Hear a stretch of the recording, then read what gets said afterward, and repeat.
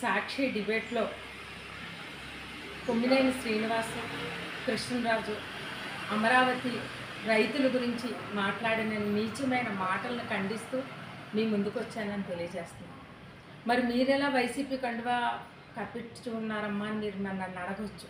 కొన్ని అనివార్య కార్యాల వల్ల ఇష్టం లేకపోయినా కష్టంతో నేను తల వంచాను. అది తప్పే. ప్రపంచం ముందు నేను తల వంచుకున్న తప్పుని నేను తప్పని నేను తెలియజేసుకుంటాను తప్పుని.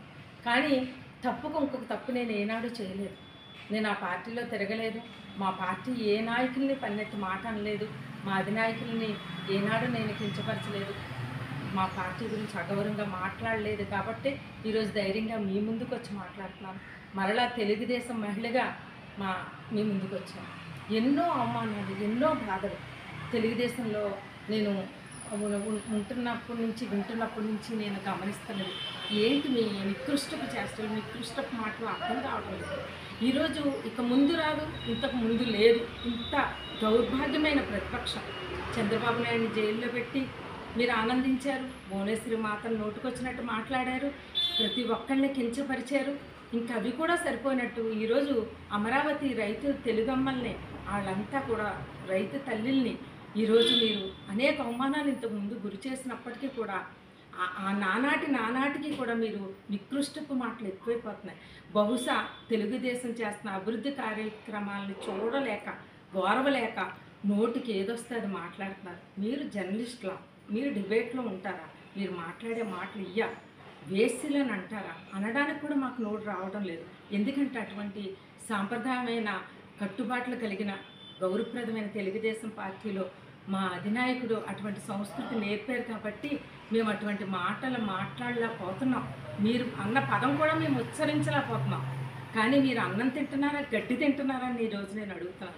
మీరు ఒక తల్లికి పుట్టిన ఏ ఎదవలు కూడా ఇటువంటి మాటలు మాట్లాడరు. అమరావతి ఆ తల్లిని మీరు వేస్తులు అని అంటారా? ఆ తల్లిల మొహాలు మీరు ఎప్పుడైనా చూసారా?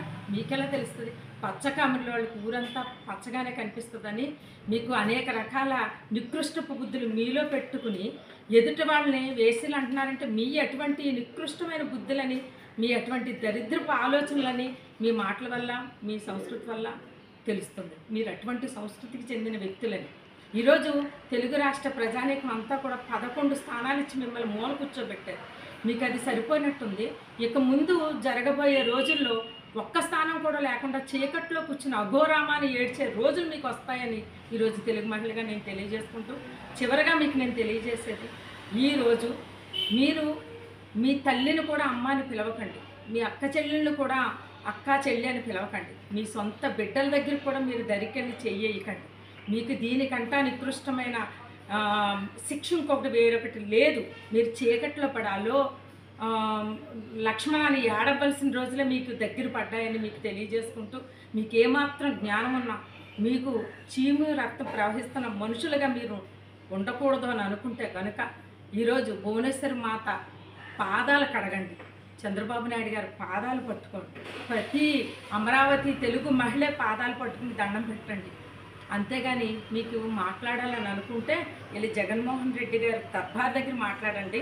తిరిగి భారతిరెడ్డి గారి దగ్గర మాట్లాడాలని. మీకు ఇంకా మాట్లాడాలనుకుంటే ఆవిడేసే కుక్క బిస్కెట్లు తీసుకుని మీరు ఎంతవరకు మాట్లాడతారో మాట్లాడండి. కానీ ఇటువంటి నికృష్టపు మాటలు మాట్లాడితే ప్రపంచంలో ఎక్కడ ఏ తెలుగు మహిళ ఉన్నా మిమ్మల్ని ఎక్కడికక్కడ నడి రోడ్డు మీదకి ఈడ్చుకొచ్చి మీరు దెబ్బలు తిని, తన్నులు తినే స్థాయికి దిగజారి మీ ఇంట్లో మీ కుటుంబ సభ్యులు తలెత్తుకోలేని పరిస్థితిని తీసుకురాకూడదని మీ ఇద్దరికీ తెలియజేస్తున్నాను. శ్రీనివాస్, కృష్ణరాజు, కపర్ధార్ జాగ్రత్త.